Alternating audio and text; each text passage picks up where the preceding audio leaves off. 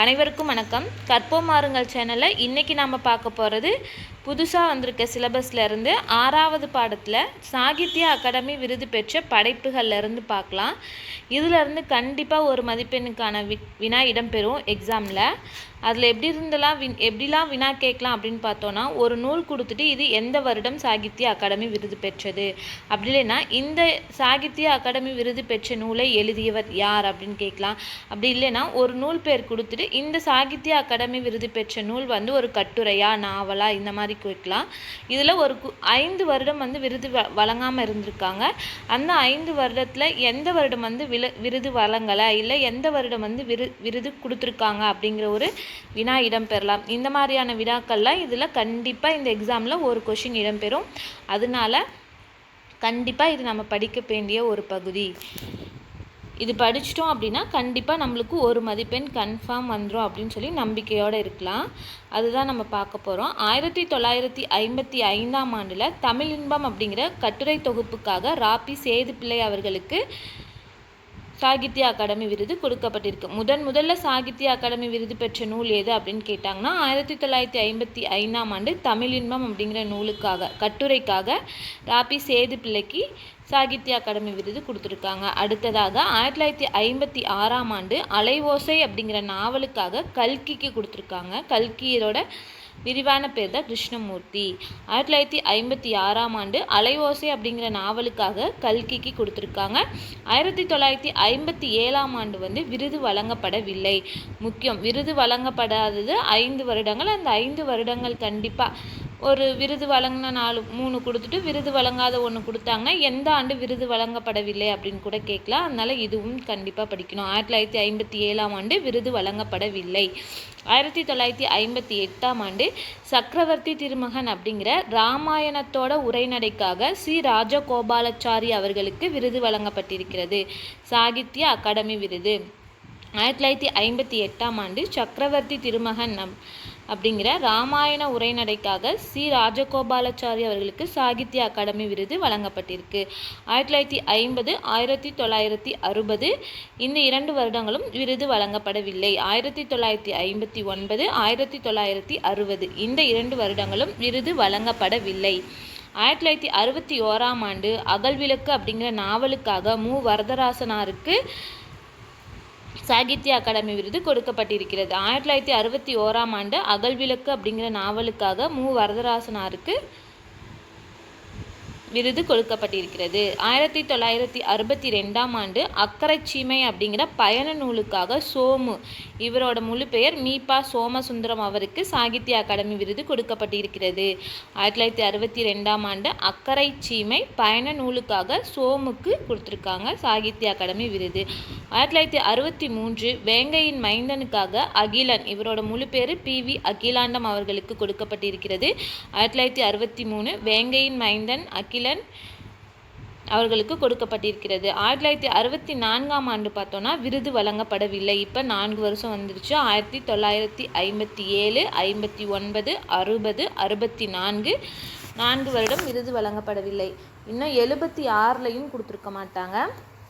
1965 ஸ்ரீ ராமானுஜர் வாழ்க்கை வரலாற்று நூலுக்காக P. ஸ்ரீ ஆச்சாரியாவுக்கு சாகித்ய அகாடமி விருது கிடைச்சிருக்கு. 1965 ஸ்ரீ ராமானுஜர் வாழ்க்கை வரலாறுக்காக P. ஸ்ரீ ஆச்சாரியாவுக்கு கொடுத்துருக்காங்க. 1966 வள்ளலார் கண்ட ஒருமைப்பாடு, இதுவும் வாழ்க்கை வரலாற்று நூல், மாப்போ சிவஞானம் பெற்றிருக்காரு. 1966 வள்ளலார் கண்ட ஒருமைப்பாடு, இதுவும் வாழ்க்கை வரலாற்று நூல், மாப்போ சிவஞானம். 1967 வீரர் உலகம், இது ஒரு இலக்கிய விமர்சன நூல், கீவா ஜெகநாதன் எழுதியிருக்காரு. வீரர் உலகம் இலக்கிய விமர்சனம், கீவா ஜெகநாதன். 1967ஆம் ஆண்டு. 1968ஆம் ஆண்டு வெள்ளை பறவைங்கிற கவிதை நூலுக்காக சீனிவாச ராகவனுக்கு கொடுக்கப்பட்டிருக்கிறது. 1968ஆம் ஆண்டு வெள்ளை பறவை அப்படிங்கிற கவிதை நூலுக்காக சீனிவாச ராகவனுக்கு விருது கொடுக்கப்பட்டிருக்கிறது சாகித்ய அகாடமி விருது. 1969 பிசிராந்தையார் நாடகத்துக்காக பாரதிதாசன் வாங்கியிருக்காங்க. 1969 பிசிராந்தையார் நாடகம், பாரதிதாசன். 1970 அன்பளிப்புங்கிற சிறுகதை எழுதியவர் கு. அழகிரிசாமி. 1970 அன்பளிப்பு, கு. அழகிரிசாமி. 1971 சமுதாய வீதி அப்படிங்கிற நாவலுக்காக நான் பார்த்தசாரதி வாங்கியிருக்காரு. 1971 சமுதாய வீதிங்கிற நாவலுக்கு நான் பார்த்தசாரதி சாகித்ய அகாடமி விருது வாங்கியிருக்காரு. 1972 சில நேரங்களில் சில மனிதர்கள் நாவலுக்காக ஜெயகாந்தன் வாங்கியிருக்காங்க. 1972 சில நேரங்களில் சில மனிதர்கள் நாவல் வாங்கியவர் ஜெயகாந்தன். 1973 வேருக்கு நீர் நாவல் ராஜம் கிருஷ்ணன். 1973 வேருக்கு நீர் நாவல் ராஜம் கிருஷ்ணன். 1974 திருக்குறள் நீதி இலக்கியம் இது ஒரு இலக்கிய விமர்சன நூல். எழுதியவர் காத்தா திருநாவுக்கரசுன்னு சொல்லுவாங்க, இங்கிலீஷில் KT திருநாவுக்கரசு. 1974 திருக்குறள் நீதி இலக்கியம் இலக்கிய விமர்சன நூல். இது காத்தா திருநாவுக்கரசுன்னு சொல்லுவாங்க, இங்கிலீஷில் KT திருநாவுக்கரசு. 1975 தற்கால தமிழ் இலக்கியம் இதுவும் ஒரு இலக்கிய விமர்சன நூல். எழுதியவர் தண்டாயுதபாதம். 1975 சாகித்ய அகாடமி விருது பெற்ற நூல் தற்கால தமிழ் இலக்கியம் இது ஒரு இலக்கிய விமர்சன நூல். எழுதியவர் தண்டாயுதபாதம். 1976 விருது வழங்கப்படவில்லை. 1976 விருது வழங்கப்படவில்லை. 1977 குருதிப்புனல் அப்படிங்கிற நாவலுக்காக இந்திரா பார்த்தசாரதிக்கு சாகித்ய அகாடமி விருது கொடுத்துருக்காங்க. 1977 குருதிப்புனல் நாவலுக்காக இந்திரா பார்த்தசாரதி சாகித்ய அகாடமி விருது பெற்றுள்ளார். 1978 ஆண்டு புதுக்கவிதையின் தோற்றமும் வளர்ச்சியும் அப்படிங்கிற விமர்சன நூலுக்காக வள்ளிக்கண்ணன் சாகித்ய அகாடமி விருது பெற்றிருக்கார். 1978 புதுக்கவிதையின் தோற்றமும் வளர்ச்சியும் விமர்சன நூலுக்காக வள்ளிக்கண்ணன். 1979 சக்தி வைத்தியம் அப்படிங்கிற சிறுகதை தொகுப்புக்காக ஜானகிராமன். 1979 சக்தி வைத்தியம் அப்படிங்கிற சிறுகதை தொகுப்புக்காக ஜானகிராமன். 1980 சேரமான் காதலி நாவலுக்காக கண்ணதாசன். 1980 சேரமான் காதலி நாவலுக்காக கண்ணதாசன். 1981 புதிய உரைநடை இது ஒரு விமர்சன நூல். விருது பெற்றவர் ராமலிங்கம். புதிய உரைநடை விமர்சன நூல் எழுதியவர் ராமலிங்கம். 1982 ஆண்டு மணிக்கொடி காலம் அப்படிங்கிற இலக்கிய வரலாற்றை எழுதியவர் PS ராமையா. இதற்காக 1982 ஆண்டு சாகித்ய அகாடமி விருது பெற்றிருக்கிறார். 1983 ஆண்டு பாரதி காலமும் கருத்தும் இலக்கிய விமர்சன நூலுக்காக சாகித்ய அகாடமி விருது பெற்றவர் தோமு சிதம்பர ரகுநாதன். 1984 ஆண்டு ஒரு காவிரியை போல அப்படிங்கிற நூலுக்காக சாகித்ய அகாடமி விருது பெற்றவர் லட்சுமி திரிபுர சுந்தரி. 1984 ஆண்டு ஒரு காவிரியை போல அப்படிங்கிற நூலுக்காக சாகித்ய அகாடமி விருது பெற்றவர் லட்சுமி திரிபுர சுந்தரி. 1985 கம்பன் புதிய பார்வை இது ஒரு இலக்கிய விமர்சன நூல். இதை எழுதியவர் ஆசான் ஞானசம்பந்தன். 1985 ஆண்டு சாகித்ய அகாடமி விருது பெற்ற நூல் கம்பன் புதிய பார்வை இலக்கிய விமர்சன நூல்.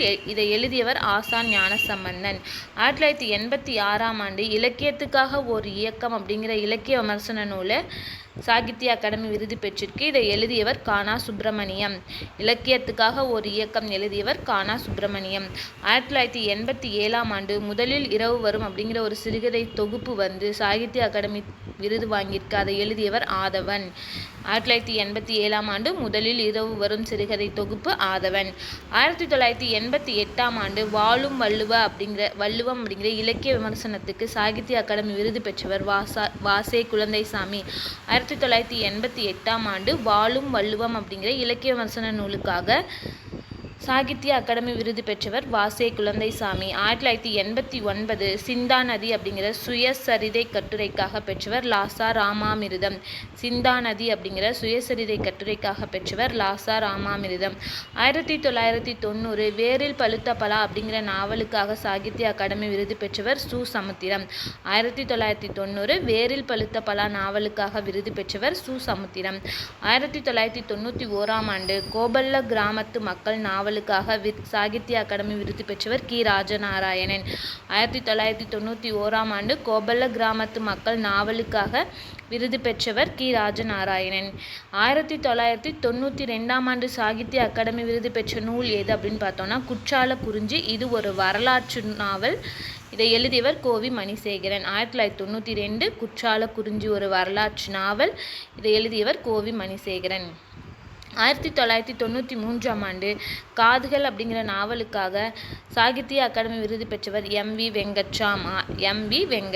1994 ஆண்டு புதிய தரிசனங்கள் நாவலுக்காக பொன்னியிலன் இவரோட இன்னொரு பேர் கண்டேஸ்வர பக்த வல்சன் அவர் அப்படிங்கிற ஒரு சாகித்ய அகாடமி விருது பெற்றிருக்காரு. 1995ஆம் ஆண்டு வானம் வசப்படும் நாவலுக்காக சாகித்ய அகாடமி விருது பெற்றவர் பிரபஞ்சன். 1995 வானம் வசப்படும் நாவல் பிரபஞ்சன். 1996 அப்பாவின் சிநேகிதர் சிறுகதை தொகுப்பு. இதை எழுதியவர் அசோகமித்திரன். 1996 அப்பாவின் சிநேகிதர் சிறுகதை தொகுப்பு அசோகமித்திரன். 1997ஆம் ஆண்டு சாய்வு நாற்காலி நாவலுக்காக சாகித்ய அகாடமி விருது பெற்றவர் தோப்பில் முகமது மீரான். 1997 சாய்வு நாற்காலி நாவல் தோப்பில் முகமது மீரான். 1998ஆம் ஆண்டு விசாரணை கமிஷன் நாவலுக்காக விருது பெற்றவர் சா கந்தசாமி. 1998ஆம் ஆண்டு விசாரணை கமிஷன் நாவலுக்காக சா கந்தசாமி அப்படிங்கிறவர் விருது வாங்கியிருக்காரு. 1999 ஆலாபனைங்கிற கவிதை நூலுக்காக சாகித்ய அகாடமி விருது பெற்றவர் அப்துல் ரகுமான். 1999 ஆலாபனைங்கிற கவிதைக்காக விருது பெற்றவர் அப்துல் ரகுமான். 2000ஆம் ஆண்டு விமர்சனங்கள் மதிப்புரைகள் பேட்டிகள் அப்படிங்கிற ஒரு விமர்சனத்துக்காக சாகித்ய அகாடமி விருது பெற்றவர் தி.க. சிவசங்கரன். 2000ஆம் ஆண்டு விமர்சனங்கள் மதிப்புரைகள் பேட்டிகள் அப்படிங்கிற விமர்சன நூல் அதற்காக விருது பெற்றவர் தி.க. சிவசங்கரன். 2001 சுதந்திர தாகம் அப்படிங்கிற நாவலுக்காக சாகித்ய அகாடமி விருது பெற்றவர் சீசு செல்லப்பா. 2001 சுதந்திர தாகம் நாவல் சீசு செல்லப்பா. 2002ஆம் ஆண்டு ஒரு கிராமத்து நதி அப்படிங்கிற கவிதை நூலுக்காக சிற்பி பாலசுப்ரமணியம் விருது வாங்கியிருக்காரு. 2002ஆம் ஆண்டு ஒரு கிராமத்து நதி அப்படிங்கிற கவிதை நூலுக்காக சிற்பி பாலசுப்ரமணியம் சாகித்ய அகாடமி விருது வாங்கியிருக்காரு. 2003ஆம் ஆண்டு கள்ளிக்காட்டு இதிகாசம் அப்படிங்கிற நாவலுக்காக வைரமுத்து அவர்கள் சாகித்ய அகாடமி விருது வாங்கியிருக்காரு. 2003ஆம் ஆண்டு கள்ளிக்காட்டு இதிகாசம் நாவலுக்காக விருது பெற்றவர் வைரமுத்து. 2004ஆம் ஆண்டு வணக்கம் வள்ளுவ அப்படிங்கிற கவிதைகளுக்காக ஈரோடு தமிழன்பன் சாகித்ய அகாடமி விருது பெற்றிருக்கிறார். 2004ஆம் ஆண்டு வணக்கம் வள்ளுவ கவிதைகளுக்காக ஈரோடு தமிழன்பன் விருது பெற்றிருக்கிறார். 2005ஆம் ஆண்டு கல்மரம் அப்படிங்கிற நாவலுக்காக சாகித்ய அகாடமி விருது பெற்றவர் ஜி திலகவதி எழுதிய சாகித்ய அகாடமி விருது பெற்ற நாவல் எது அப்படின்னு கேட்டாங்கன்னா கல்மரம். அப்படி இல்லை ஜி திலகவதி எழுதிய கல்மரம் அப்படிங்கிறது சாகித்ய அகாடமி விருது பெற்ற நூல். இது ஒரு சிறுகதையா நாவலா அப்படின்னு கேட்டாங்கன்னா நாவல். 2006ஆம் ஆண்டு ஆகாயத்துக்கு அடுத்த வீடு அப்படிங்கிற கவிதை நூலுக்காக மு. மேத்தா அவர்கள் சாகித்ய அகாடமி விருது பெற்றிருக்கிறார். 2007ஆம் ஆண்டு இலையுதிர்காலம் நாவலுக்காக நீலபத்மநாபன். 2007ஆம் ஆண்டு இலையுதிர்காலம் நாவலுக்காக நீலபத்மநாபன். 2008ஆம் ஆண்டு மின்சாரப்பூ சிறுகதைகளுக்காக மேலாண்மை பொன்னுசாமி. 2008ஆம் ஆண்டு மின்சாரப்பூ சிறுகதைக்காக மேலாண்மை பொன்னுசாமி. 2009ஆம் ஆண்டு கையப்பம் அப்படிங்கிற கவிதையை மொழிபெயர்த்து எழுதிய புவியரசு அவர்களுக்கு சாகித்ய அகாடமி விருது கிடைச்சிருக்கு. 2009ஆம் ஆண்டு கையொப்பம் அப்படிங்கிற கவிதையை மொழிபெயர்த்து எழுதிய புவியரசுக்கு சாகித்ய அகாடமி விருது கிடைச்சிருக்கு. 2010ஆம் ஆண்டு சூடியப்பூ சூடர்க்க அப்படிங்கிற சிறுகதை நூலுக்காக நாஞ்சில் நாடன் சாகித்ய அகாடமி விருது பெற்றிருக்கிறார். 2010ஆம் ஆண்டு சூடியப்பூ சூடர்க்க அப்படிங்கிற சிறுகதை நூலிற்காக நாஞ்சில் நாடன் சாகித்ய அகாடமி விருது பெற்றிருக்கிறார். 2011ஆம் ஆண்டு காவல் கோட்டம் புதினத்திற்காக சு. வெங்கடேசன். 2011ஆம் ஆண்டு காவல் கோட்டம் புதினத்திற்காக சு. வெங்கடேசன். 2012ஆம் ஆண்டு தோல் அப்படிங்கிற புதினத்திற்காக டேனியல் செல்வராஜ். 2012 தோலுங்கிற புதினத்திற்கு டேனியல் செல்வராஜ். 2013ஆம் ஆண்டு கொற்கை அப்படிங்கிற புதினத்திற்காக ஜோடி க்ரூஸ். 2013ஆம் ஆண்டு கொற்கை புதினத்திற்காக ஜோடி க்ரூஸ். 2014ஆம் ஆண்டு அஞ்ஞாடி அப்படிங்கிற புதினத்திற்காக பூமணி. 2014ஆம் ஆண்டு அஞ்ஞாடி அப்படிங்கிற புதினத்திற்காக பூமணி.